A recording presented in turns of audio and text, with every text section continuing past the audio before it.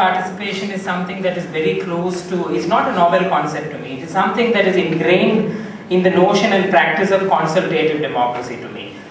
We've discussed so far in this conference how democracies in South Asia are largely confined to what are known as electoral democracies, where people probably participate in governance only during elections. So there is this joke that goes around in Sri Lanka that when you see a member of parliament in say if there's an election in 1995, you'll probably see him only in 5 years' time, or the elections are held before that. So that is the level of accountability, and that South Asian democracies have largely failed in creating institutions and mechanisms through which our representatives can be accountable during these periods of elections. And these notions of consultative democracy, deliberative democracy, seems to be something very far away from our understanding of what democracy is. I'll give you a very brief example. If you look at the pattern of, say, parliamentary debates that take place in our legislatures in South Asian democracies, if you look at, and in our country, the parliamentary record is known as Hansard. And when we compare, say, the debates that took place in the 1950s, and when you compare with the debates that take place today, again, in a light note, some of my friends tell me that it's a vocabulary of filth that is to be seen in our parliamentary debates of recent times. Whereas in the early parts of say in the 1950s or 60s, there was more rich content in terms of deliberations. And today our legislature is largely a gathering of people, and our legislators themselves don't take interest in going to the parliament. And that has been the trend in terms of, if you look at the pattern of participation in legislative deliberations in South Asian democracies. So there are certain mechanisms then we have to adopt that are not also in the mainstream as well as in the alternative, to see how we can revive democracy in these countries. And I look at youth participation in that sense as an essential, quintessential ingredient of consultative democracy.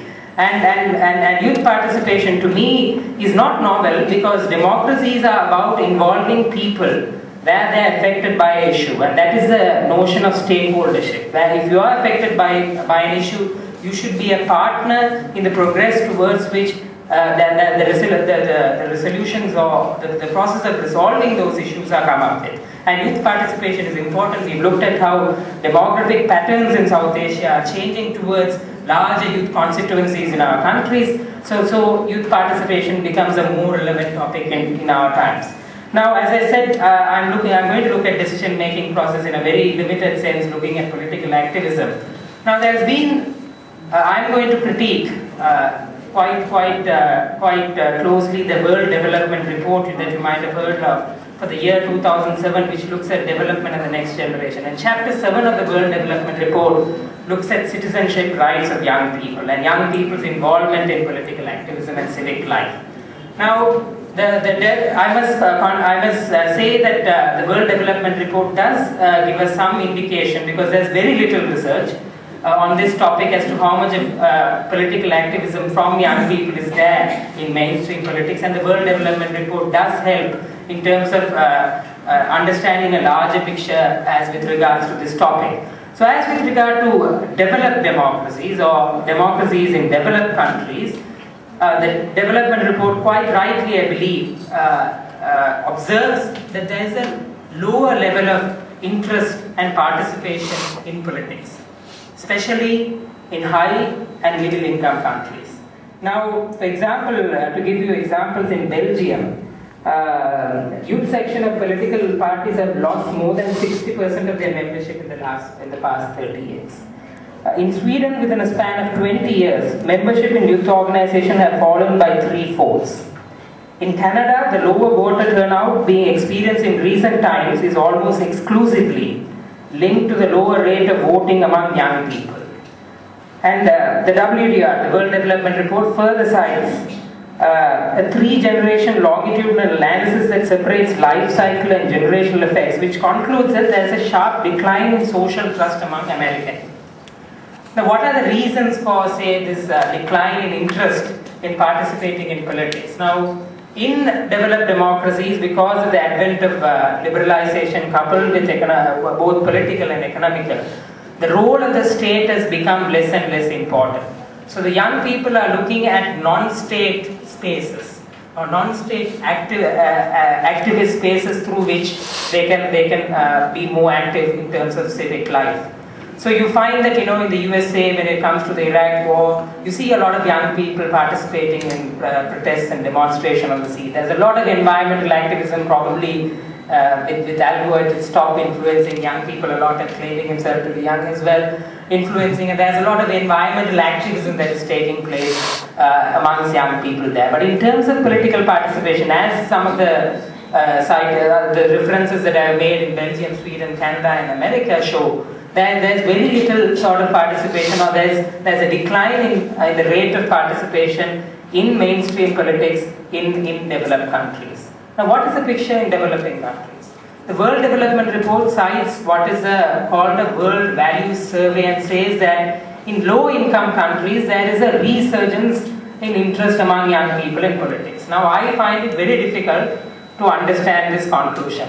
One reason is because the World Development Report itself, unfortunately, does not cite any reasons at all as to why there is an increase in interest. And I'm wondering what sort of basis on which we can explain this. Now, in terms of the finding itself, I have certain problems as to whether there is a interest, there is a upsurge in the interest in politics in developing countries. If I ask you this very personal question as to how many of you would be willing to devote your lifetime to politics, I'm sure not many of you would raise your hands. If you ask me, I would also be very cautionistic in putting up my hand. I would probably put it halfway up. So the question of what is probably preventing. Now, this conclusion that I arrived at by observing Sri Lankan politics and in a very limited sense Indian politics is basically that young people still look at mainstream politics as the only way through which immediate, actual and long-standing change is taking place. Now, why do I say this? Because alternative spaces of democracy have not proved effective. Now, what are these alternative spaces of democracy? Please excuse me, civil society actors, and probably I would also identify myself within the civil society at the moment at least, that civil society in South Asian democracies have had very little direct impact on change on our political systems. Now, I quoted certain studies in my paper, which I would be sharing with the organizers, where people talk about the democratic gap that exists in terms of why this change, why this impact is not being made. There seems to be a democratic gap in terms of civil society being able to impact on real political change, and there are many different reasons for it. Dean dealt with some of them yesterday when he said probably our institution of democracy are not accountable, whereby even if we make noises, they are not really taken into regard. They don't really act based on it. There are very few instances that you can cite where they are being influenced by political change. Because of this, young people generally, especially in Sri Lanka, are not really well taken up by civil society spaces as something that they can be involved in. And because change rarely, especially in the political arena, takes place through civil society work, they are disillusioned with the alternative spaces as well. Now, there is also this conception that the young people are told in their families, in their workspaces, in their peer groups that politics is a dirty drain in our country.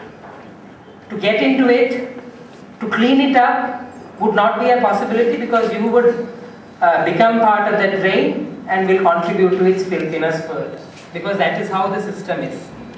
So these are the sort of arguments that are coming up among young people. If you casually talk about among young people, this is what they will say. Politics is a drain and I don't think we should get involved because we'll get caught in it. We might have the best of intentions when we get into it, but we'll be caught up with the system because the system is so overwhelming and powerful.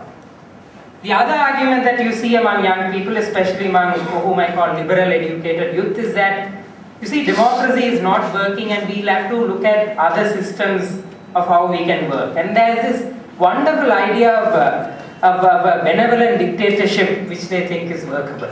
So people think, looking at the Singapore model, that if we have somebody like Lee Kuan Yew, that's the way we can progress. So, but who ensures that your dictator will be benevolent is the serious question that comes up from that notion. So these are so the conclusion that I'm arriving at from this analysis is that young people in developing countries are disillusioned, are alienated from both mainstream and alternative spaces. Because of this, they look at what the third option is, and the third option is violence. And you see, and South Asia is a classic example of how young people have resorted to violence to give voice to their aspirations.